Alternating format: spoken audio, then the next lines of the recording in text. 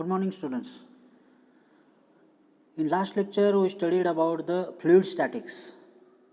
In that, we studied about the pressure and variation in pressure. Okay. So, today we are going to discuss about manometers. What is manometer or what is pressure measuring instruments? Okay. There are two types of pressure measuring equipments. First is manometers and second is mechanical gauge. Manometers, there are three types: simple manometer, micromanometer, differential manometer. In simple manometer, there are again three types: piezometer, U-tube manometer, single column manometer. In single column manometer, vertical column manometer and inclined column manometer are there. In differential manometer, U-tube differential manometer and second inverted U-tube differential manometer are the types. And in mechanical gauge, diaphragm pressure gauge, second Bourdon tube pressure gauge, dead weight pressure gauge and 4 below pressure gauge. These are the pressure measuring instruments, manometer and mechanical gauges. In this lecture, we are going to discuss about the manometers. What is mean by manometer? It is nothing but the device which is used for measuring the pressure at a point in a fluid by balancing the column of fluid by another column of fluid. It is used to measure the pressure in pipes and channels. Okay. Then first type of manometer is simple manometers. Simple manometers. A simple manometer consists of a glass tube having one of its ends connected to a point where pressure is to be measured and other end remains open to atmosphere. Common types of simple manometers are piezometer, U-tube manometers and single column manometers. Okay. An elevation change of delta Z in a fluid at rest corresponds to delta P divided by rho G, which suggests that a fluid column can be used to measure pressure differences. A device based on this principle is called a manometer and it is commonly used to measure small and moderate pressure differences. A manometer mainly consists of a glass or plastic U-tube containing one or more fluids such as mercury, water, alcohol or oil. To keep the size of manometer to a manageable level, heavy fluids such as mercury are used if large pressure differences are anticipated. Okay. Let's see U-tube manometer. U-tube manometer. Consider the manometer that is used to measure the pressure in the tank. Since the gravitational effects of gases are negligible, the pressure anywhere in the tank and at position 1 has the same value. You can see in the graph there is a gas and the U-tube is there. One is open to atmosphere. Section 1 has to 2 at the depth of height h from the top of the box. Okay. Furthermore, since pressure in a fluid does not vary in the horizontal direction within a fluid, the pressure at point 2 is the same as the pressure at point 1, that is P1 is equal to P2, that is P1 is the pressure at point 1 and P2 is the pressure at point 2 and P2 is equal to P1. The differential fluid column of height h is in static equilibrium and it is open to the atmosphere. then the pressure at point 2 is determined directly by P2 is equal to P atmosphere plus rho GH, which is already studied in last lecture, that pressure gauge, pressure absolute and pressure atmosphere. Okay. Then where rho is the density of fluid in the tube, note that the cross sectional area of the tube has no effect on the differential height h, and thus the pressure exerted by the fluid. Okay, you can see in the graph where P2 is equal to P atmosphere plus rho GH.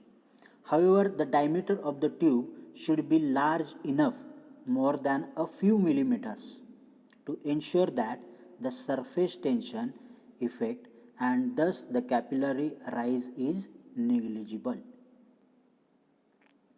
Let's take one example for measuring pressure with a manometer. First example, a manometer is used to measure the pressure in a tank. The fluid used has a specific weight, specific gravity of 0.85, and the manometer column height is 55 centimeter as shown in the figure. If the local atmospheric pressure is 96 kilopascal, determine the absolute pressure within the tank. Okay, so let's start solving the problem. Let's take the diagram. We have to calculate the absolute pressure within the tank. Means within the tank how much pressure is there, we have to calculate. Absolute pressure we have to calculate. What is the given? Specific gravity equal to 0.85. The specific gravity Hg is equal to 0.85 in the tube. Height is 55 centimeter. H is equal to 55 centimeter. And atmospheric pressure is given as P atm equal to 96 kilopascal. Okay. Solution.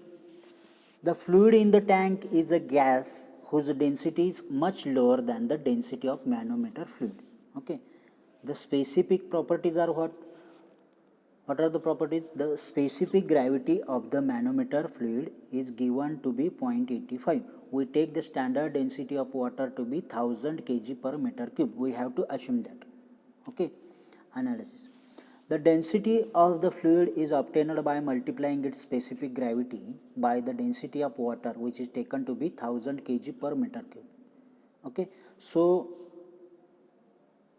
rho is equal to specific gravity of rho H2O equal to specific gravity we have 0.85, okay, into rho, that is density of water 1000 kg per meter cube. So rho is equal to 850 kg per meter cube. Okay, then we have formula P is equal to P atmosphere plus rho GH, where P atmosphere is given as 96 kilopascal plus rho is equal to 850 kg per meter cube and G is 9.81 meter per second square and H is the height 0.55 meter. Okay. So by calculating, and these are the units, 1 Newton 1 kg dot meter per second square, 1 kilopascal and per divided by 1000 Newton per mm, Newton per meter square. By calculating this, we get the answer 100.6 kilopascal. Okay. Note that the gauge pressure in the tank is 4.6 kilopascal. Okay.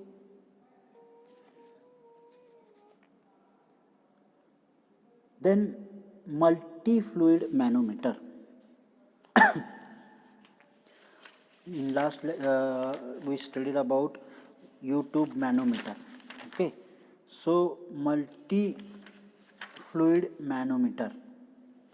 Many engineering problems and some manometers involve multiple immiscible fluids of different densities stacked on top of each other. Such systems can be analyzed easily by remembering that first the pressure change across a fluid column of height H is equal to delta pressure equal to rho GH. Second, pressure increases downward in a given fluid and decreases upward. That is, P bottom is greater than P top, as we already discussed in the last lecture. And 2 points, that is third, 2 points at the same elevation in a continuous fluid at rest are at the same pressure. Okay, we can see in the diagram fluid 1, fluid 2, fluid 3 at the depth of H1, H2, H3 and P atmosphere. Okay, the last principle, which is a result of Pascal's law, allows us to jump from one fluid column to the next in manometers without worrying about pressure change, as long as we don't jump over a different fluid and the fluid is at the rest. Okay, at point 1. Then the pressure at any point can be determined by starting with a point of known pressure and adding or subtracting rho GH terms as we advance toward the point of interest. Okay, so P atmosphere plus rho 1 GH1 plus rho 2 GH2 plus rho 3 GH3 equal to P1. That is pressure at point 1. You can see the diagram.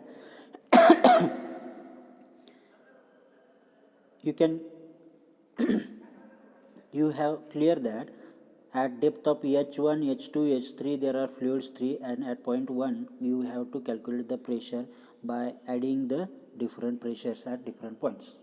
Okay, differential manometer. Differential manometer are particularly well suited to measure pressure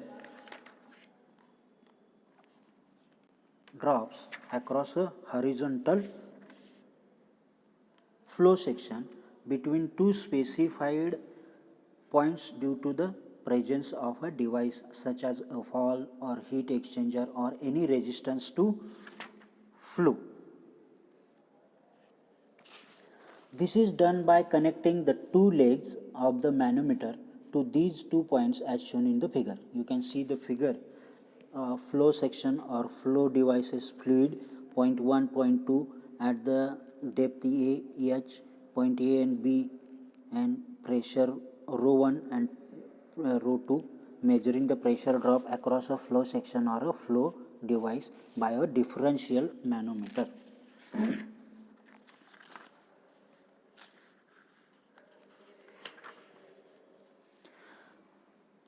Differential manometers are the devices used to measuring the difference of pressure between 2 points in the same pipe or in two different pipes. A differential manometer of a U-tube are connected to the points whose difference of pressure is to be measured. Most commonly types of differential manometers are U-tube differential manometer and inverted U-tube differential manometer. So, the working fluid can be either a gas or a liquid whose density is rho 1. The density of manometer fluid is rho 2 and the differential fluid height is H. A relation for the pressure difference P1 minus P2 can be obtained by starting at a point 1 with P1. Okay, moving along the tube by adding or subtracting the rho GH terms until we reach point 2 and setting the result equal to P2. So P2 is equal to P1 plus rho 1 G in bracket A plus H minus rho 2 GH minus rho 1 GA. Okay, note that we jumped from point A horizontally to point B and ignored the part underneath since the pressure at both points is the same. Simplifying P1 minus P2, that is pressure 1 minus pressure 2, equal to rho 2 minus rho 1 GH. Okay, so we can solve one problem related to differential manometer. Take example, measuring pressure with a multified manometer. The water in the tank is pressurized by air and the pressure is measured by multified manometer as shown in figure below. The tank is located on a mountain at an altitude of 1400 meter where the atmospheric pressure is 85.6 kilopascal. Determine the air pressure in the tank if H1 is equal to 0.1 meter and H2 is equal to 0.2 meter and H3 is equal to 0.35 meter. Take the densities of water, oil and mercury to be 1000 kg per meter cube, 850 kg per meter cube and 13,600 kg per meter cube respectively. Okay, so let's start by solving it. In diagram you can see air pressure and water, H1, H2, H3 are located, oil, mercury are there, 0.2 is there and 0.1 is there, is shown in figure. Okay, solution. Starting with the pressure at point 1 at the air water interface, moving along the tube by adding or subtracting the rho g terms until we reach point 2 and setting the result equal to P atmosphere since the tube is open to the atmosphere gives. So pressure 1 plus rho of water GH1 plus rho of oil GH2 minus rho of mercury, rho is the density of mercury, GH3 equal to P of atmosphere. Okay, solving for P1 and substituting, P1 is equal to P atmosphere minus rho water GH1 minus rho oil GH2 plus rho mercury GH3. So pressure atmosphere plus rho G is common to all three, water, oil and mercury, then G is common in bracket rho mercury H3 minus rho water H1 minus rho oil H2. Okay, bracket complete. Then we have pressure of atmosphere is equal to 85.6 kilopascal plus G is 9.81 meter cube per second. So rho of mercury we can take 13,600 kg per meter cube into H3 we have 0.35 meter. Okay, minus rho of water 1000 kg per meter cube into H1 0.1 meter minus rho of oil, density of oil 850 kg per meter cube and H3 is equal to 0.2 meter cube in bracket complete. And these are the units: 1 Newton divided by 1 kg into meter per second square, 1 kilopascal divided by 1000 Newton per meter square. And the solving by these equations we get the value pressure 1 is equal to 130 kilopascal. Okay, so these are some examples we have solved for simple manometers and differential manometers. So let's take one exercise to solve in the home as a homework. You can solve in the home. Okay, so let's start. First exercise: the gauge pressure of the air in the tank shown in figure below is measured to be 65 kilopascal. Determine the differential height H of the mercury column. So there is a diagram which shows all the related values and you have to solve for height H. Here is the answer given. You have to solve in the home. Okay, thank you very much.